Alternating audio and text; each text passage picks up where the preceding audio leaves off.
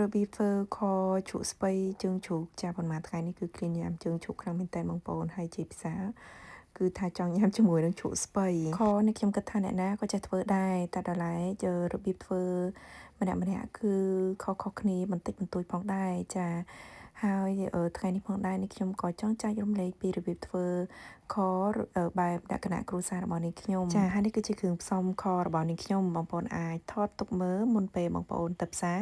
ចាងាយស្រួលក្នុងការទិញម្ហូបផងដែរជាដំបូងនេះខ្ញុំយកស្ករក្រហមទៅក្លោយឲ្យរៀងបានឡើងឈ្ងុយមុនគេចានេះខ្ញុំបន្ថែមជាមួយនឹងខ្លាញ់ផងដែរតែបើសិនជាបងប្អូនមិនចង់ដាក់ខ្លាញ់ក៏បានដែរតាមចំណង់ចំណូលចិត្តរបស់បងប្អូននៅពេលដែលស្ករក្រហមរបស់យើងរៀងបានឡើងចុងក្រងហើយបានឈ្ងុយល្អហើយគឺនេះខ្ញុំចាប់ផ្ដើមដាក់ជាមួយនឹងចាខ្ទឹមសហើយនឹងម្រេចដែលនេះខ្ញុំបានបុករួចរាល់ហើយនឹងចាដាក់ចូលនេះខ្ញុំកំឡោចជាមួយនឹងស្ករក្រហមនឹងមុនគេសិនណាឲ្យបានរៀងឡើងឈ្ងុយល្អសិនទើបនេះខ្ញុំបន្ថែមជាមួយនឹងចាឈើអែមហើយនៅក្នុងកញ្ចប់នឹងបងប្អូនមានតាំងពីឈើអែមផ្កាច័ន្ទរួចស្រាប់មកហើយចាបើសិនជាបងប្អូនអត់មានបែបកញ្ចប់ចឹងទេបងប្អូនអាចដាក់ជាដុំចាផ្កាច័ន្ទដុំមកបងប្អូនហើយនឹងឈើអែមក៏បានដែរមួយទៀតហ្នឹងគឺបងប្អូនកុំភ្លេចបន្ថែមជាមួយនឹង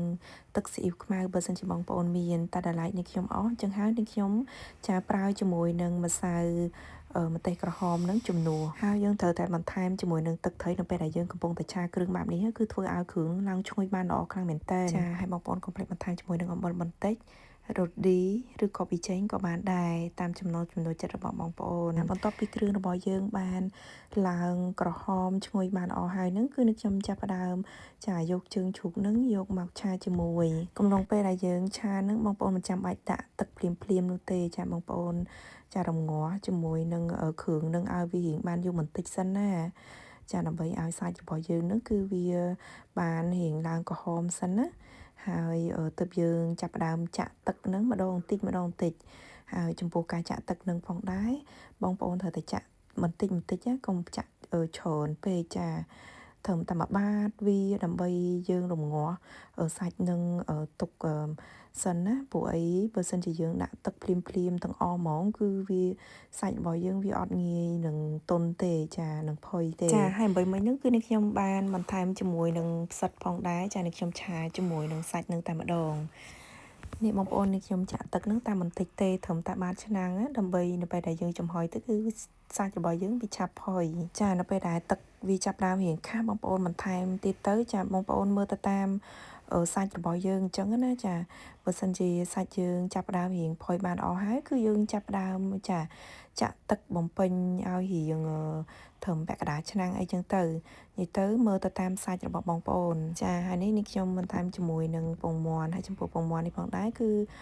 នេះខ្ញុំបានចម្អិនរួចរាល់ហើយចាទើបនេះខ្ញុំយកទៅ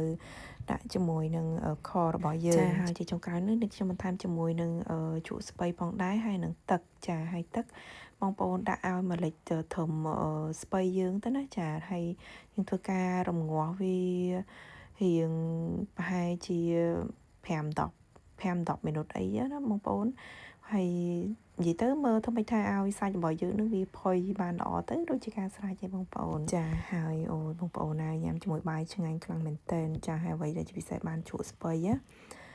យពីថាខជ្រក់ស្ពៃនឹងត្រូវគ្នាម៉េចចាហើយបើសិនជាបងប្អូនចង់ញ៉ាំជាមួយបបរទៀតក៏បានដែរបងប្អូនឆ្ងាញ់ដូចគ្នាហើយនេះខ្ញុំបន្ថែមជាមួយនឹងចាស្លឹកខ្ទឹមបន្តិចផងដែរចាគ្រាន់ជាដេកូអញ្ចឹងណាបងប្អូនមើលទៅរៀងតំណងដែរចាហើយវីដេអូនេះគឺមានតែប៉ុណ្្នឹងទេអរគុណអ៊ំពុំមីងបងប្អូនដែលតាមដានវីដេអូមួយនេះអរគុណច្រើនជំរាបលា